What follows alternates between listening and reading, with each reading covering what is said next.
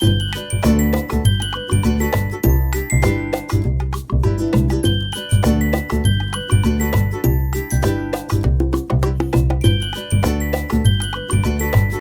Good afternoon या जो भी कह ले।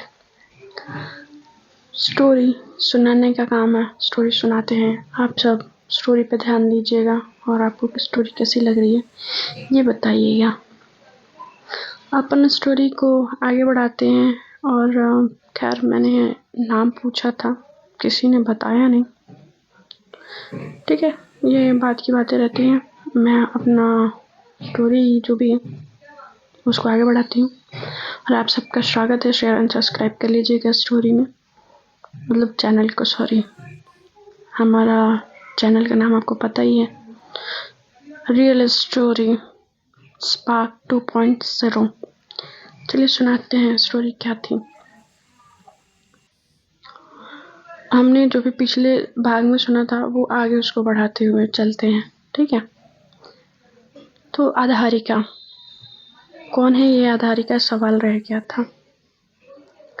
आधारिका राघवेंद्र जो होते हैं, राघव उनकी बेटी होती है और वो आ रही होती है शहर से गांव में। जब वो स्टेशन पहुंचती है तो स्टेशन पहुंचने के बाद वो वेट कर रही होती है कि कोई आए और उसको लेके जाए। जब वो स्टेशन वेट कर रही होती है तो उसको नहीं लगता है कि कोई आएगा, या वो बैठे बैठे अब बोर होने लगी होती है। जैसे ही बजरंगी पहुंचता है तो उसके फ़ोन पे वो फ़ोन डायल करता है, नंबर डायल करता है। डायल करने के बाद वो चारों तरफ नज़रें घुमाने लगता है कि कहाँ है। जहाँ पे देखते देखते उसको ये लगता है कि शायद मैं लेट हो गया। फिर बजरंगी देखता कि एक कोने पे एक लड़की लगेज के साथ बड़े आराम से बैठ के किसी का वेट कर रही है। तो वहाँ पे आके कहता है कि आप आधारिका मैडम हैं? तो कहती है कि हाँ मैं आधारिका हूँ। तो कहते कि मैं बजरंगी आपको लेने के लिए आया हूँ। तो कहती है कि ओके चलिए। फिर उसकी बातें, उसका चेहरा, उसके शब्द बड़े ही होता ना कि सहज थे, संभाल के बोल रही थी। उसके हाव भाव से इतना लेट होने के बाद भी बजरंगी को उसने एक शब्द नहीं बोला था। जब बजरंगी इतने अच्छे स्वभाव की व्यक्ति से मिलता है तो कहता है कि मैडम आप बहुत अच्छे हो। तो कहती है कि क्यों? क्योंकि अगर नॉर्मली देखा जाए तो जब कोई इंसान आता है, अगर उसको लेट हो जाता है कोई पिक करने में आने में, तो बहुत ज़्यादा गुस्सा हो जाता है। जैसे उस स्टेशन से बाहर आते हैं, उसकी गाड़ी पास में ही खड़ी होती है, वो उसका सामान रखता है और वो बजरंगी के साथ आगे फ्रंट पे बैठ जाती है। उसका ये नहीं स्वभाव देख के बजरंगी को और ज़्यादा अच्छा लगता है। मतलब उसके अंदर भेदभाव नहीं होता है, बड़े छोटे का कोई अनादर करने का विचार नहीं होता है। गाड़ी चलना स्टार्ट होता है। गाड़ी जब चल रही होती है तो पूछती है आधारिका की क्या यहाँ पे कुछ देखने लायक है? तो कहते कि हाँ मैडम यहाँ पे तो बहुत कुछ देखने लायक है। तो कहते कि जैसे क्या क्या है? तो कहते कि यहाँ पे बाग बगीचे हैं, तालाब है, मंदिर है। वो हंसने लगती है, अपने होठों को थोड़ा दबाते हुए हंसते हुए कहती है, बजरंगी जी ये घूमने की जगह नहीं होती है। मतलब यहाँ पे मार्केट है, कुछ बड़ा सा जहाँ पे दुकान लगता हो, बाजार लगता हो। तो कहता है कि हाँ है ना, यहाँ पे एक मगर वहाँ पे बाजार दिन प्रतिदिन लगता है, ऐसे ही नहीं लगता है कि किसी भी दिन। तो कहती है कि ओके मैं समझ गई, अब चलिए आप। थोड़ी देर में ही वो पहुंच जाते हैं। जो मतलब पहुंचने के बाद बजरंगी कहता है कि हम लोग आ गए। जब वो कहता है तो उसको बड़ी खुशी सी होती है, बड़ी खुशी होती है। गांव की वो सूंधी सूंधी मिट्टी की खुशबू, लोगों को आपस में बातें करते हुए देखना, कहीं दूर उसकी नज़र जाती है, इतनी ज़्यादा हरियाली खेतों में, मतलब हरियाली छाई हुई होती है। उसको ये सब सारी चीज़ें देख के ना बड़ा अच्छा लगता है। शहरों में ये सब बातें कहाँ है भाई, कहीं नहीं है। शहरों में तो ये बातें हैं ही नहीं। और फर्स्ट ऑफ ऑल जो आधारिका होती है यही देखने आई होती है। वहाँ स्वागत के लिए राजू खड़े होते हैं। राजू आके स्वागत करते हैं, कहते हैं कि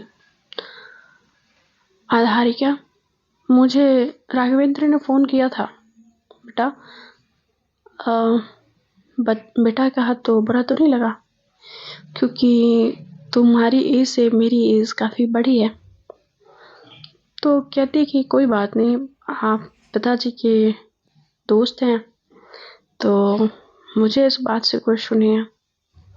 कहता है कि ठीक है, आओ अंदर आओ बजरंगी, सामान लेके आओ। वो घर के अंदर जाते हैं। घर के अंदर जब वो पहुंचते हैं तो वो आवाज़ देता है। आवाज़ किसको देता है? राधा को। राधा, राधा कहाँ हो? जब राधा आती है तो कहती कि क्या हुआ जी, आप आवाज़ दे रहे थे। जैसे ही राधा आती है, राधा को देख के ना आधारिका को बड़ा अजीब सा लगता है कि राजू अंकल की एज और इनकी एज मैच नहीं हो रही। बड़े गौर से वो जब राधा को देख रही होती है, वो उसके चेहरे पे एक बहुत प्यारी सी मुस्कान होती है। उसके लिप्स फूल जैसे होते हैं, आंखें मृग नैनी और गर्दन सुराहीदार। उसको एकदम ट्रेडिशनल वे में देखती है, साड़ी पहने हुए, उसके बालों में गजरा लगे हुए, चेहरे पे एक प्यारी सी मुस्कान, माथे पे एक छोटी सी बिंदी, आंखों में काजल। पूरी तरह से वो ट्रेडिशनल होती है। उस तरह से देखती है तो कहती कि ये आपकी वाइफ है? तो कहता कि हाँ ये मेरी वाइफ है। राधा, राधा ये आधारिका है, मेरा फ्रेंड है ना राघव, उसकी बेटी। तो कहते कि नमस्ते। तो उसकी और एज में और राधा की एज में काफ़ी डिफरेंस होता है।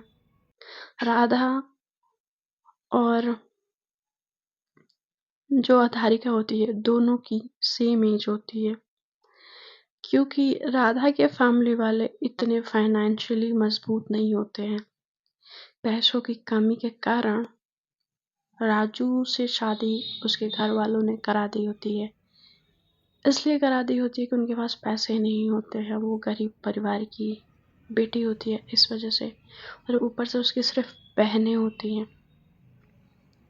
और वहीं पे राजू जो शादी के लिए तैयार नहीं होता है, मगर एक दिन अचानक वो अपनी माँ से आके कहता है कि माँ मुझे शादी करनी है। उसकी माँ ने राधा को पहले ही देख के रखा होता है, जिससे उसका स्वभाव, सरल नेचर वो बहुत ज़्यादा पसंद की होती हैं। तो उसकी माँ कहती है कि बेटा मैंने तुम्हारे लिए ऑलरेडी लड़की देख के रखी है। और उस जल्दी जल्दी में राधा से राजू की शादी हुई होती है। तो उम्मीद है कुछ लोगों की जो डाउट होगा वो क्लियर हो चुका होगा। ठीक है। राधा कहती कि आओ अंदर आओ। उसको कहती कि क्या लोगी, चाय कॉफ़ी जूस या छाछ? तो कहते कि छाछ, हाँ छाछ ले आओ आप। चाय कॉफ़ी तो हम पीते ही रहते हैं शहरों में, मगर आज छाछ पीने का भी मज़ा ले लेते हैं। तो कहते कि ठीक है लाते हैं हम। जाती है आधारिका, जो तस्वीरें लगी होती हैं दीवारों पे वो उसको जाके वो देखने लगती है। उस पे सिर्फ जो उसके घर के जो मेल व्यक्ति होते हैं, सिर्फ उनकी फोटोज दीवारों पे लगी होती हैं। बाकी किसी की भी वो जो पिक्चर्स होती हैं ना, जो महिलाओं की होती हैं, किसी की भी नहीं लगी होती है। उसको देख के ये बड़ा अजीब सा लगता है। खैर उसको क्या, वो तो शादी में आई है और वो शादी से सारी चीज़ें देख के चली भी जाएगी, तो तुरंत भागते हुए उसकी तरफ एक लड़की आ रही होती है। दो वो उसको देख के थोड़ा सा आश्चर्य में पड़ती, ये कौन है? तो कहती है कि नमस्ते, मैं मैं राजू की बहन हूँ, मेरा नाम कनिका है। तो कहती है कि अच्छा, तुम्हारा नाम कनिका है? तो कहती है हाँ, और आप? मैं आधारिका। तो कहती कि मेरी शादी है। तो कहती है कि ओह, कॉन्ग्रेचुलेशंस। तो कहती है कि थैंक यू। तो कहती है कि तुम्हें अंग्रेजी आती है? तो कहती है कि ज़्यादा नहीं, थोड़ा थोड़ा। तो कहती है कि ओके, पर तुम इतनी जल्दी शादी क्यों कर रही हो? तो कहती है कि क्योंकि भैया चाहते हैं इसलिए, और वो अपनी जिम्मेदारियों को पूरा करके अपनी जिम्मेदारियों से मुक्त होना चाहते हैं। तो कहती है कि ठीक है, ठीक है, कोई बात नहीं। वो कनिका से मिलके काफ़ी खुश होती है। उसको लगता है कि यहाँ पे एक व्यक्ति उसको जानने वाला, पहचानने वाला मिल गया हो। वो कनिका से मिलके काफ़ी खुश होती है। तब तक राधा आती है क्लास में छाछ लेके। उसके इतने बड़े घर में एक भी नौकर या नौकरानी नहीं दिखता है। उसको ये चीज़ बड़ा अजीब लगता है। तो राधा और कनिका से पूछती है कि क्या यहाँ पे और कोई नौकर या नौकरानी नहीं है? तो कहती है कि कनिका बोलती है कि भैया को पसंद नहीं है, और भाभी सारा काम कर देती है, झाड़ू पोछा बर्तन खाना बनाना तो ज़रूरत ही नहीं पड़ती, और माँ का सेवा भाभी बहुत प्यार से करती हैं, और भैया को पसंद भी नहीं है कि कोई उनके घर में आए। क्यों, क्या प्रॉब्लम है? अगर कोई घर में आके रहता या नौकर या नौकरानी होती तो शायद राधा को इतना काम नहीं पड़ता ना। राधा ये बात सुन के वो चुप रह जाती है, कुछ बोलती नहीं है, कुछ कहती नहीं है उस बात पे। अच्छा, तुम छाछ पियो, मैं खाना का प्रबंध करती हूँ, तुम्हें भूख लगी होगी ना। वो ऐसा कह के चली जाती है। जब वो जाती है किचन में तो वो बातों को सोच रही होती है। जब राजू ने सारे नौकर्स को निकाल दिया होता है अपने घर से, और बड़ी कड़ी हिदायत से बोला होता है कि अगर कोई भी घर के अंदर दिखा मुझे तो टांगे तोड़ दूंगा। क्योंकि राजू जो होता है ना, काफ़ी रसूखदार इंसान होता है। उसके पास पैसे के साथ साथ रुतबा भी होता है, और उसके दिमाग में पहले ही चीज़ जो बैठी होती है कि कहीं नौकर नौजवान हुआ। वो अपने घर में नौकर जो रखा भी होता है घर से बाहर, वो कोई भी नौजवान नौकर नहीं होता है, सब अधेड़ उम्र के होते हैं बजरंगी को छोड़ के। बाकी वो सबको, अधेड़ उम्र के ही लोगों को अपने घर पे काम पे रखता है, और घर में खासकर औरतों के लिए ये घर की बातें बाहर तक जाए, क्योंकि वो गांव का सरपंच भी होता है। इस वजह से वो नहीं चाहता कि वो घर में कैसा है, किस तरह का व्यक्ति है, वो घर से बातें बाहर तक जाए। इसीलिए घर में किसी को आने जाने का कोई परमिशन नहीं होता है, खासकर महिलाओं को। इस कायदा बंदी से काफ़ी परेशान होती है राधा, मगर वो कुछ कर नहीं सकती क्योंकि उसके घर वाले भी हैं, तो कुछ कर नहीं सकते, क्योंकि उसके घर वाले भी बहुत मजबूत फैमिली से नहीं होते जो राजू का मुकाबला कर पाए। आधारिका इधर कनिका के साथ मसरूफ होती है, चीज़ें देखने में, घूमने में। वो पूरा घर घुमा रही होती है। तो राधा से पूछती है आधारिका की तुम्हारी शादी किससे हो रही है? तो कहती कि दूसरे गांव के जमींदार से। मतलब? तो कहती कि मतलब भैया जो है ना, उनके जो फ्रेंड थे, उनके भाई से। तो कहती कि अच्छा, तो तुम्हारे होने वाले पति का क्या नाम है? तो वो मुस्कुराने लगती है। मुस्कुराते हुए कहती कि हमारे यहाँ अपने पति का नाम नहीं लिया जाता। कहते कि व्हाट, अभी भी इन सब चीज़ों को लोग फॉलो करते हैं? तो कहते कि हाँ, फॉलो करते हैं, क्योंकि और कुछ है नहीं ना फॉलो करने के लिए। तो कहती है कि ठीक है, पर तो कहती कि कोई परवाह नहीं, चलो मैं आपको पूरा घर दिखाती हूँ। वो पूरा घर को दिखाती है और बहुत सारी बातें बताती है घर के बारे में, चीज़ों के बारे में। जो कनिका होती है बड़बड़ किए जा रही होती है। हारिका को उसकी बातें सुन के अच्छा भी लग रहा होता है, वो दिलचस्पी भी दिखा रही होती है। राधा जो होती है, वो बीते हुए वक्त में राजू ने जो किया होता है, जो नौकरों को निकाला होता है, वो सारी चीज़ें सोच के जब वो अपनी सोच से बाहर आती है तो उसकी सासू मतलब उसको आवाज़ देती है, राधा कहाँ हो बहू? तो कहती जी माँ जी आई। ऐसे करके वो पहुँचती है, कहती है जी माँ जी। वो हाथों को साफ करते हुए पहुँचती है। तो कहती है कि क्या हो गया माँ जी? तो कहती कि बहू देखो, ये मेरे पैर में कुछ तो हो रहा है, मेरे घुटनों में बहुत ज़्यादा दर्द है। वो तेल जो बना के मालिश करती हो, कर देती तो बहुत अच्छा होता। तो कहती कि जी माँ जी, मैं करती हूँ। वो जाती है, एक बाउल में ऑयल निकालती है, उसमें कुछ जड़ी बूटी डालती है, उसको गर्म करती है और उस तेल को लाके अपने माता श्री जो सासू माँ होती हैं उनके पैर को मालिश करने लगती है। उधर उसको खाना भी बनाना होता है और इधर उनके सासू माता ने उसको काम भी बता दिया होता है। ऐसे परेशान होते हुए ये हारिका देख रही होती है राधिका को। फिर कहती है कनिका को कि कनिका, तुम्हें नहीं लगता कि तुम्हें अपनी भाभी की मदद करनी चाहिए? तो कहते कि क्या? तो कहते कि आई थिंक वहाँ पे तुम्हारी ज़रूरत है। वो दोनों नीचे आते हैं और कनिका कहते कि भाभी आप रहने दो, मैं करती हूँ, आप जाओ। कनिका स्वभाव में बहुत ज़्यादा सरल होती है। वो अपनी बातों को बड़े सरल तरीके से हंसते हुए सबके सामने रखने की उसकी आदत होती है। मगर राधा सहनशील, सरल और स्वभाव से बहुत ज़्यादा सुंदर होती है। उसका चेहरा ही सुंदर नहीं होता है, वो अपने कर्म से, अपने धर्म से भी बहुत ज़्यादा सुंदर होती है। अपने कामों को कभी भी वो ये सारी चीज़ें सोचते हुए उसकी आंखों में आंसू तो होते हैं, मगर किस वजह से गिरे हैं, मगर वो बहुत खूबसूरत इंसान होती है।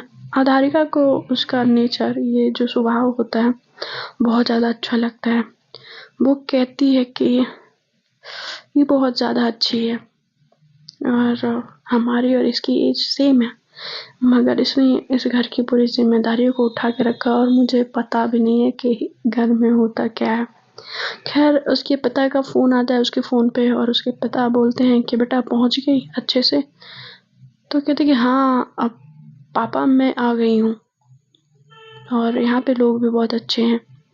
वो एक साइड में होकर जाके बात कर रही होती। तो कहते हैं कि बेटा अगर तुम्हें किसी भी चीज़ की ज़रूरत हो तो तुम राजू से बोल सकती हो। तो कहती है कि जी पापा ठीक है। माँ कैसी है? तो कहते हैं कि तुम्हारी माँ भी ठीक है और थोड़ी उनकी तबीयत खराब है। तो कहती है क्या हुआ माँ को?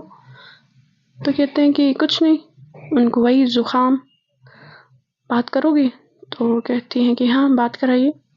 जब वो फ़ोन देते हैं तो कहती कि हाँ माँ कैसी हो और तबीयत कैसे ख़राब कर लिया? तो कहती हाँ जी बेटा पता नहीं कैसे मेरी तबीयत ख़राब हुई, अभी मैं तुमसे ज़्यादा बात नहीं कर सकती, तुम अपने पापा से बात करो। वो फ़ोन तुरंत ही दे देती हैं। जब वो अपने पापा से बात कर रही होती है कहती कि पापा मम्मी को एलर्जी के लिए दवाई ला के दे दीजिएगा और कहते और तो कहते कि पापा और अपना और माँ का ध्यान रखिएगा। हारिका बोलती है और फिर जब और पे रुक जाती है तो कहती कि बेटा क्या हो गया, आगे बोलोगी? तो कहती है कि कुछ नहीं पापा, मैं फ़ोन रखती हूँ। ऐसे वो जब हिचकिचा के फ़ोन रखी होती है तो उसके पिता को समझ आ चुका होता है कि उसके दिमाग में कोई गहरी बात चल रही है। और वो गहरी बात क्या है, उसके पिता अच्छे से समझ चुके होते हैं कि वो क्यों नहीं आगे के शब्द बोल रही है। आगे के शब्द वो इसलिए नहीं बोल रही होती है कि उसकी बीती हुई ज़िंदगी में क्या क्या हुआ होता है, उसको भी नहीं पता होता है कि वो उन हालातों से बाहर कैसे आएगी। जब ये सारी चीज़ें हो रही होती हैं, बड़े आराम से और बड़े प्यार से घर में जो तैयारियां चल रही होती हैं, वो सारी चीज़ों पे उसका ध्यान होता है और वो बड़े आराम से तैयारियां होते हुए देख रही होती हैं। घर में बाजा, सब कुछ, फूलों की तैयारी, घर की सजावट, सामान की तैयारी। राजू आता है घर में और कहता है कि मैं जा रहा हूँ शहर, किसी को कुछ चाहिए तो नहीं, माँ तुम्हारे लिए? तो कहते कि नहीं बेटा, मुझे कुछ नहीं चाहिए, तुम्हें यदि लाना हो तो बहू के लिए ले आना, उसके लिए 4 साड़ियाँ और कुछ गहने। तो कहते कि ठीक है माँ, मैं ले आऊँगा। फिर वो भागते हुए आती है और राधा के पीछे छुप जाती है कनिका। छुपने के बाद कहती है कि भाभी, आप भैया से बोल दो ना मेरे लिए भी। तो कहती कि कनिका, ये तुम्हारे लिए ही तो सारी तैयारियां हो रही हैं। तो कहती हैं कि क्या? वो सारी तैयारियां तो ठीक है ना भाभी, आप क्या कह रहे हो, मुझे और भी चीज़ें चाहिए, आप प्लीज़ बोल दो ना भैया से। तो कहती कि ठीक है, मैं बोलती हूँ। हादारिका को ये सारी चीज़ें थोड़ी तो अजीब लगती हैं, मगर खुशी और इन सब के साथ जीता हुआ एक एक पल उसको बड़ा स्पेशल फील करा रहा होता है। इधर कनिका जो अपने भाभी के पीछे खड़ी होके उसको पुश कर रही होती है कि जाके बोलो भैया से, जाके बोलो। ऐसा करते हुए वो चुपचाप उसको देख रही होती है और वो कुछ कह नहीं रही होती है। वो पहुंचती है राजू के पास और कहती है कि सुनिए जी। तो कहता है कि हाँ बोलो। तो कहती है कि क्या कुछ सामान आप ला देंगे? तो कहते हैं कि हाँ बोलो, क्या लाना है तुम्हें शहर से? तो कहती कि मेरे लिए नहीं, कनिका के लिए, ये पर्ची उसने दी है, आप लेते आइएगा। तो कहता है कि ठीक है, मैं ले आऊँगा। और कुछ वो मुस्कुराता हुआ बोल रहा होता है, मगर उस चेहरे पे जो मुस्कुराहट होती है वो बहुत अच्छे से समझ रही होती है, क्योंकि वो चेहरे पे मुस्कुराहट बस इस वजह से होता है कि आधारिका सामने, मतलब उसके अपोजिट डायरेक्शन से उन दोनों को देख रही होती है। वो समझ जाती है कि इतने प्यार से जब वो बात कर रहा है तो क्यों कर रहा है।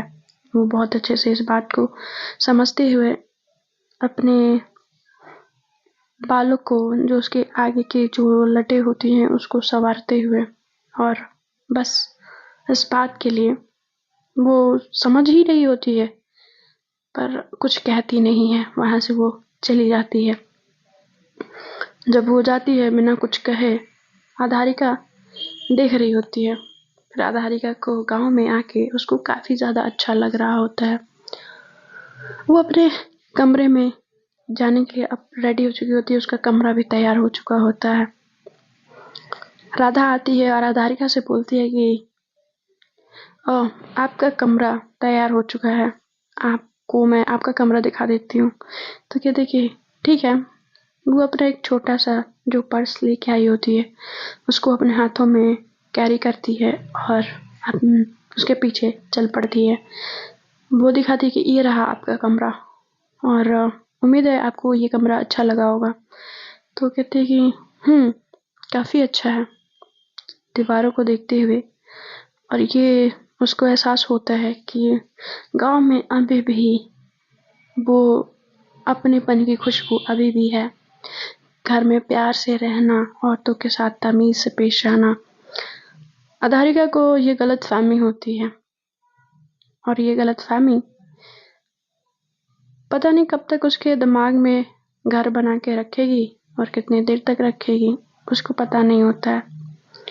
फिर वो सोचती है कि चलो कोई ना, अब तो मैं जाती हूँ, तुम कर लो। तो कहती कि ठीक है, मैं करती हूँ, मैं चलती हूँ। तो कहती कि ठीक है। वो अपना सामान निकालती है, कुछ सामान निकाल के वो फ्रेश होने के लिए वॉशरूम चली जाती है। जैसे वो फ्रेश होने के लिए वॉशरूम जाती है तो चारों तरफ वो ढूंढ लेती है, उसको मिलता नहीं है। कनिका पूरे घर में उसको देखती है, वो भी नहीं होती है। और कनिका जब देखती है कि यहाँ पे घर में कोई नहीं, तो वो बाहर घूमने के लिए निकल चुकी होती है, क्योंकि उसका भाई घर पे नहीं होता है। कनिका फिर घर पे नहीं होती है, अब उसको वॉशरूम मिले कैसे। तो चलिए आगे की स्टोरी हम आगे के एपिसोड में सुनेंगे। Bye bye, take care.